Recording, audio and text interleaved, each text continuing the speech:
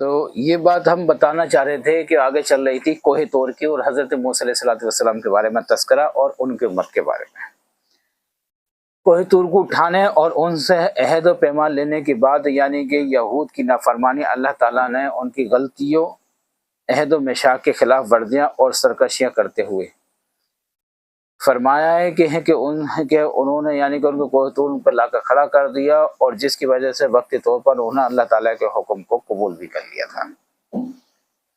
پھر ان کی مخالفت شروع کر دی، اور اسی وجہ سے انہوں نے کہا تھا کہ سبھی نہانا و سینا، یعنی کہ اور اس کی تفسیر قبل عظیم بیان کی جا چکی ہے پہلے انشاءاللہ تعالی۔ تو آپ لوگوں سے گزارش ہے، ہوا اسر وہ فی القلوبہم اجلا میں کفرہم، اور ان کے کفر کی وجہ سے ان کے دلوں میں ہمیں بچڑے کی محبت پلا، یعنی کہ ڈال دی گئی۔ تو عبد الرزاق نے معمر کے حوالے سے قتادہ سے روایت کیا ہے کہ وہ بچڑے کی محبت اس طرح گرفتار ہوئے کہ اس کی محبت میں کہ ان کے دلوں میں رچ بس گیا،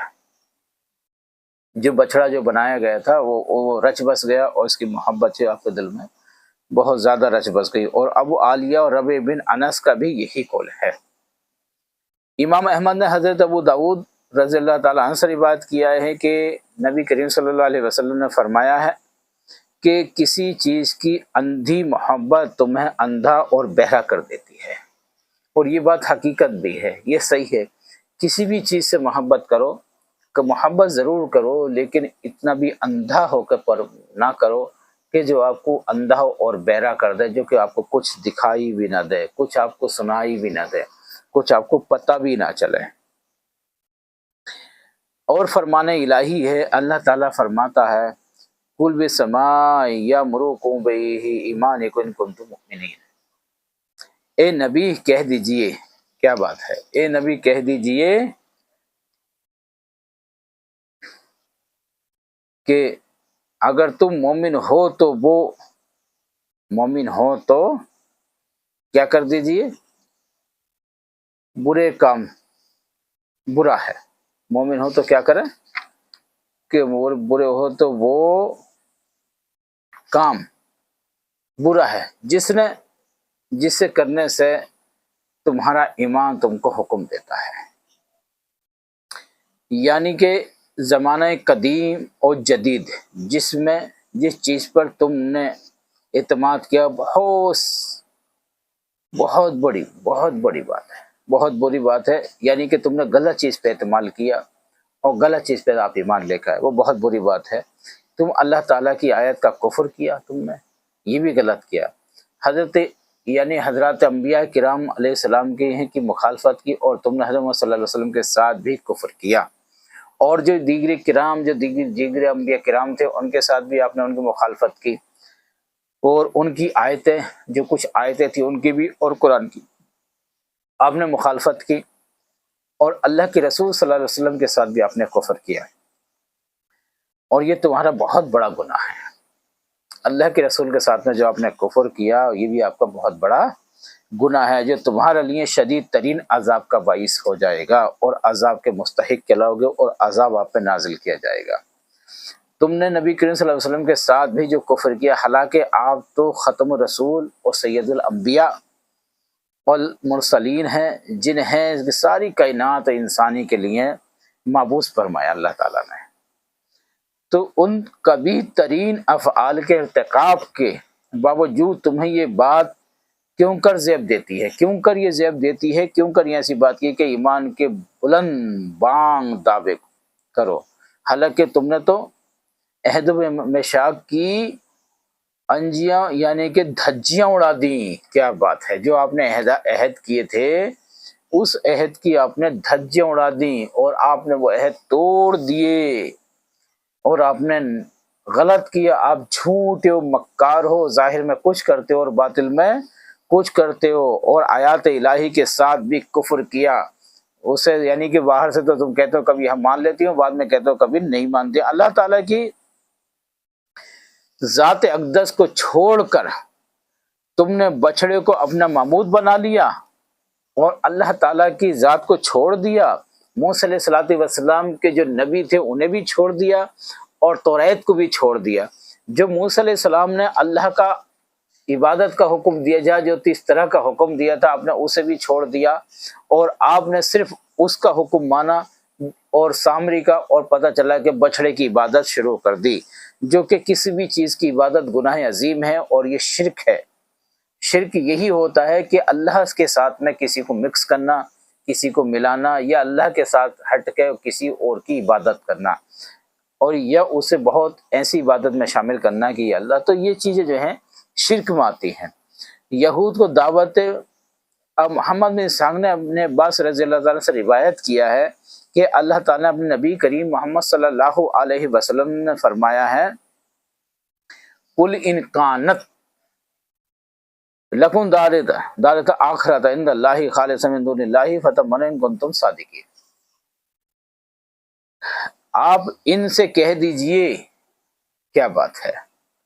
اے رسول، آپ ان سے کہہ دیجئے کہ اگر اللہ کے ہاں آخرت کا گھر اور لوگوں مسلمانوں کے لیے نہیں تو صرف تمہارے لیے مخصوص ہے، اگر تم اس میں سچے ہو۔ اگر تم سچے ہو اپنے قول کے تو تمہارے لیے مخصوص ہے، ورنہ نہیں تو موت کی آرزو کرو۔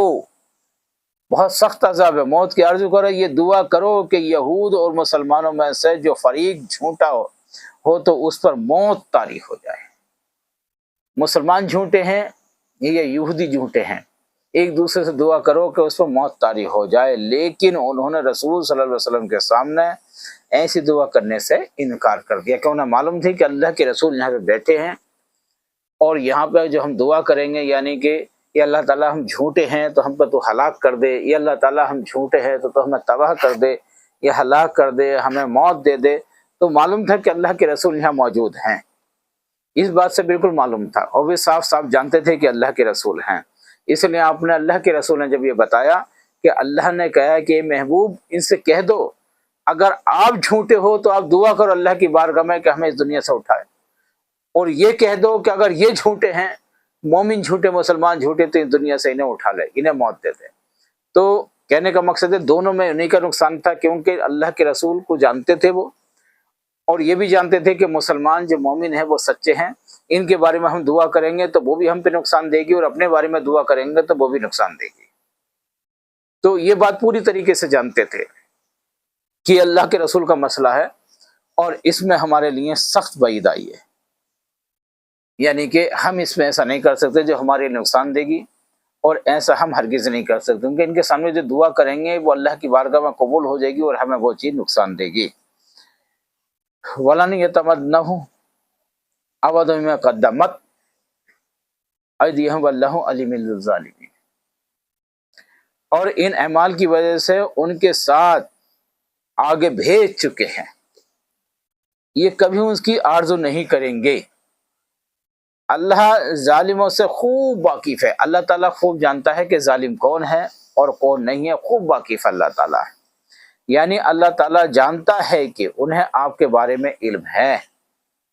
لیکن اس کے باوجود آپ کو نبی تسلیم نہیں کرتے، یہ جانتے بھی کہ یہ نبی ہیں، یہ اللہ کے رسول ہیں، لیکن اس کے باوجود بھی آپ کو نبی تسلیم نہیں کرتے۔ جب یہود سے یہ کہا گیا کہ موت کی آرزو کرو، دعا کرو، آپ سچے ہو تو اگر اس دن یہ موت کی آرزو کر لیتے تو زمین پر ایک بھی یہودی، بات بہت سمجھنے کی ہے، ایک بھی یہودی بھی باقی نہ رہتا، کیونکہ انہیں معلوم ہے کہ یہ اللہ کے رسول کا مسئلہ ہے، اور اللہ کے رسول یہ نبی ہیں، اور یہ ان کی دعا بائی سے برکت ہے۔ جب یہ دعا کرتے تو وہ دعا قبول ہوتی، کیونکہ اللہ کے رسول اللہ کی بارگاہ میں دعا کرتے کہ مولا کریم جو یہ دعا کر رہے ہیں تو خوب جانتا ہے، ان کے دلوں کو بھی جانتا اور سب جانتا کہ سچا کون ہے اور جھوٹا کون ہے، تو مولا کریم تو ان کی دعا کو قبول فرماؤ۔ جیسی وہ دعا قبول ہوتی تو سب کے سب یہودی ہلاک اور تباہ و فنا ہو جاتے، ایک بھی یہودی اس وقت دنیا میں نہ رہتا، اور جب دنیا میں نہ رہتا تو آج یہ یہودیت بھی نہ ہوتی، کیونکہ یہ سب کے سب ہلاک ہو گئے ہوتے اور سب کے سب ختم ہو گئے ہوتے، ایک بھی یہودی نہیں رہتا دنیا کے اندر، بلکہ سب کے سب ہی مر جاتے، دنیا سے فوت ہو جاتے، ختم ہو جاتے۔ اس لیے تو انہوں نے دعا نہیں کی، انکار کر دیا کہ ہم دعا نہیں کریں گے اللہ کی بارگاہ میں، کیونکہ انہیں معلوم تھا کہ ہمارے ساتھ میں جو ہونے والا ہے وہ بہت خطرناک ہوگا اور ہم ختم ہو جائیں گے۔ ضحاک نے ابن عباس رضی اللہ عنہ سے روایت کیا ہے کہ فتح منہ الموت، اس کے معنی یہ ہیں کہ موت کا سوال کرو۔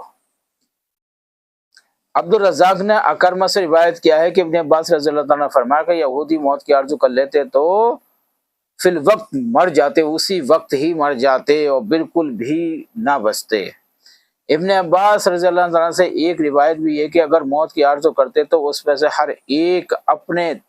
ہی تھوک سے گلا گھونٹ کر مر جاتا، کیونکہ اس وقت دعا قبول ہو جاتی۔ یہ تمام اقوال اور تمام قوال ابن عباس رضی اللہ عنہ سے صحیح سند سے مروی ہیں، یہ جھوٹی سند نہیں ہے، صحیح سند، اچھی سند اور بالکل سچی سند سے، صحیح سند سے مروی۔ تو ناظرین کرام، انشاءاللہ تعالی یہ رہی ہماری آج کی ویڈیوز، اور پھر ہم انشاءاللہ تعالی آپ کے سامنے،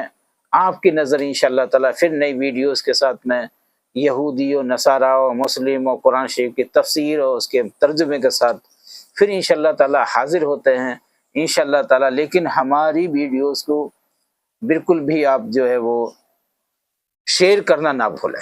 سبسکرائب تو کرتے جائیں لیکن شیئر کرنا بالکل نہ بھولیں، اپنے دوستوں پہ، اپنے ساتھیوں پہ، اپنے گروپوں میں انشاءاللہ تعالی شیئر کرو۔ انشاءاللہ پھر ملاقات ہوتی ہے نئی ویڈیوز کے ساتھ۔